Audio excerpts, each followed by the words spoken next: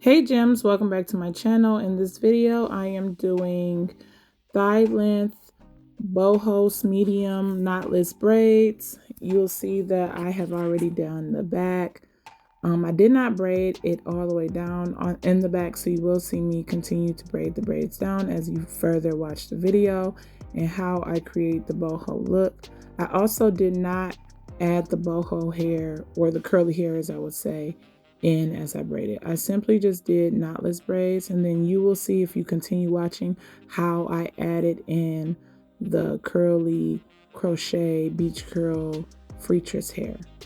But as you see right here, I'm on the edge and I am building the braid. When you build the braid, you want to add small pieces. I do not want it to pull and be too heavy, especially at the root of her hair. So I just slowly add in. As you see me braid, I'm just adding in more and more.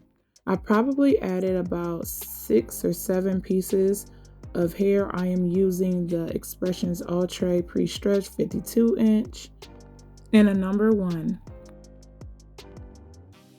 Since I am not braiding the hair all the way down, I am putting a clip in place because I do not want the braids to come down. As you can see on her root right here, that I have pre-parted this look so it can come out nice and neat.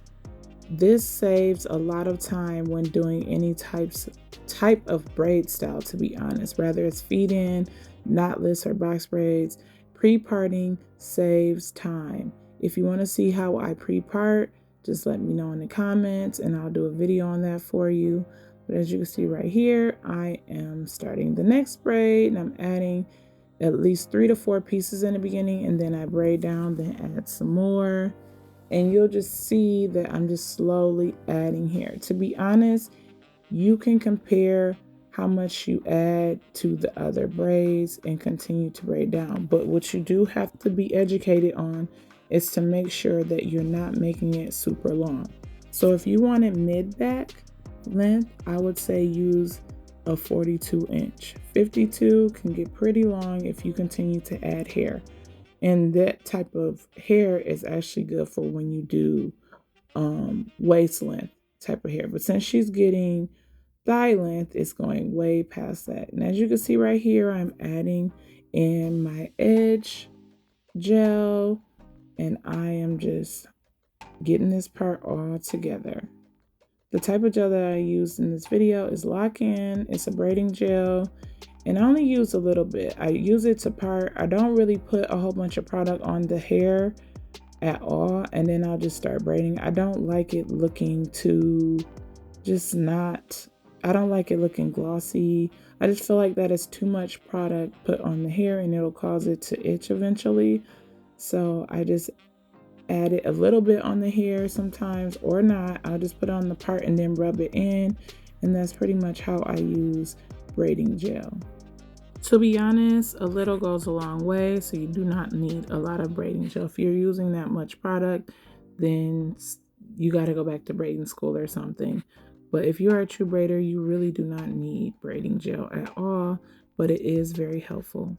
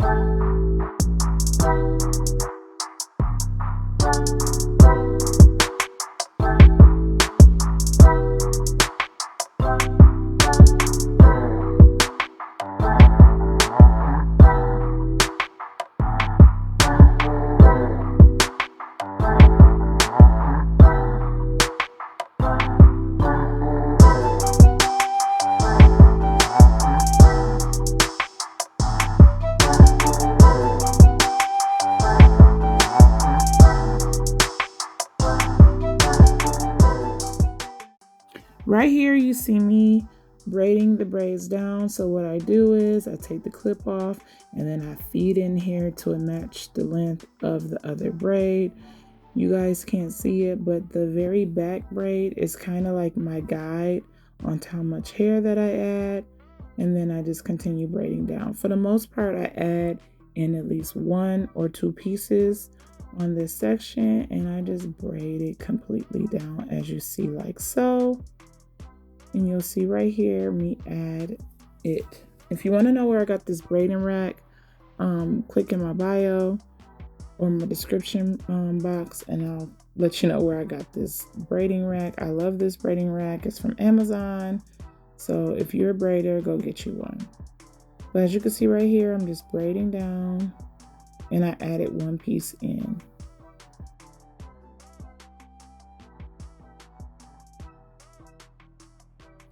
Once I get done with that, I pulled out my flexi rods. I did not add the curly hair at the ends. I just feel like it doesn't last as long as when you just curl the ends. It still gives the same vibe, it still gives the same look. But as you can see right here, I am just twisting it around the flexi rods after I bend it. I think I love doing the flexi rod curlers more than I like doing the perm rod, simply because it's bigger and it just seems way better, the curls, to me.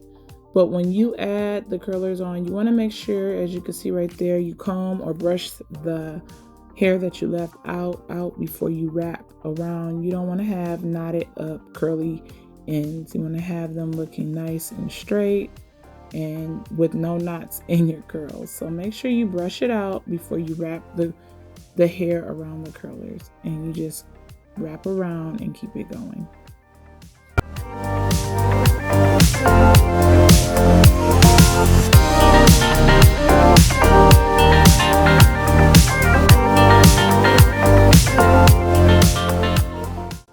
When I dip the hair, I like to bend it in half when it is a length like this. Since it is thigh length, I wanted it to bend in half and then slowly bring my pitcher of water down, hot boiling water. Make sure you are of age when you do this. You don't want to burn yourself, and that you have some type of adult around you, especially if you're a kid watching this. So just want to be aware of that. But I do this because I want all of it to basically stick in. With me folding it, I am not going past my client's hair. I am simply just trying to make sure I get as much hair. And you can see right there, I'm using the comb to push it in, because when you use flexi rods, they tend to float. So I want to make sure it's nicely dipped, and I just bend it and slowly bring it down until you see right here that it's straight. And then I do it all again, just to make sure that the curls are really setting in with this hot water dipping.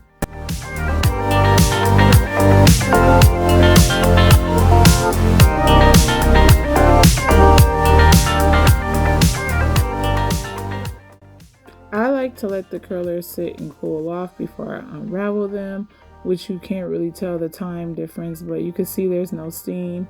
It is still wet, however, but I like to let it kind of just sit on the curlers for a little while, especially when I'm doing the flexi rod. I just really want it to take really well because I don't want to have to re-curl them. But just putting it in the hot water, it automatically sets it, but I like to ensure it by just letting them cool off, wrapping the towel around, which I did off camera. And now you can see right here, I am just breaking the curls apart. I did not cut the hair before I wrapped. Again, if you are curling, do the trimming of the ends after you curl. You do not want to have a blunt cut when trying to wrap the hair around the curlers. You want to make sure that you just trim it off after you undo all the curls together. You see how I'm doing right here. And then you're going to take the scissors, like you see me right here, and just start trimming it off, evening out the style, getting all the ratty looking ones or the ones that seem a little long. And you always want to make sure you oil your client's scalp. I am oiling my client's scalp right now instead of last minute or after, because I want to add the curls after. I do not add the curls before because it just doesn't. I want to do a setting of some type of mousse. So what I do is I like to oil the scalp after dipping and trimming the braids, especially when I'm doing a boho style. It just makes it look a lot better. Plus, I want the mousse to take with the curls. So after this, you're going to see me add the curls.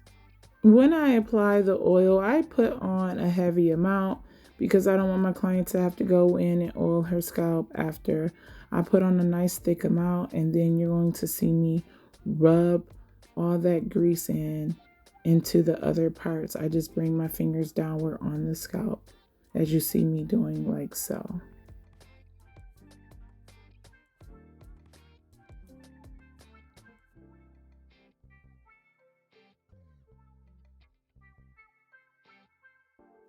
As you can see right here, I am using my crochet hook. I put it into a little bit, I flip the braid over, and then I put a little piece of the curly hair, and I just do a crochet type of knot, slip knot, and then I leave it.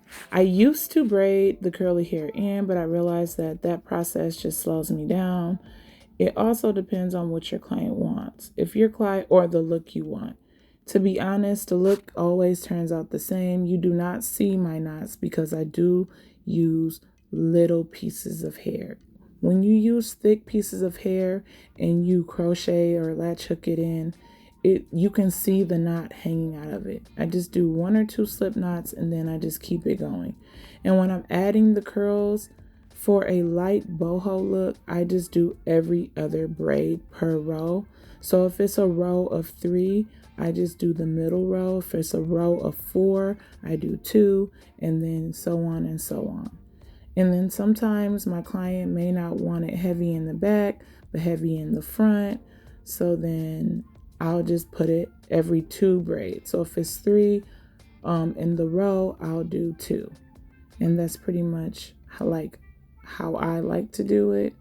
To me, it just looks a lot more better and just polished. So yeah, but you use small pieces. Do not use big pieces, and make sure you flip it over if you plan on doing this type of adding on with the curly hair.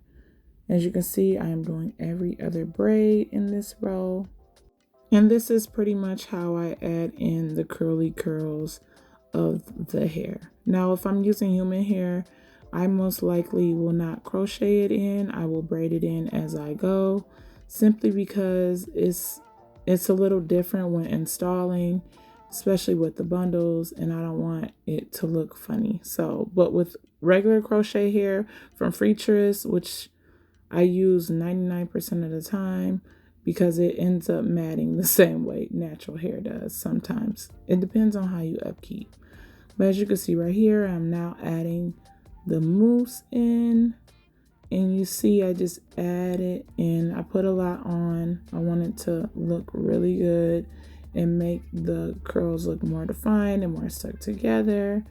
And yeah, this is why I add the mousse last. It is for the curls for the most part.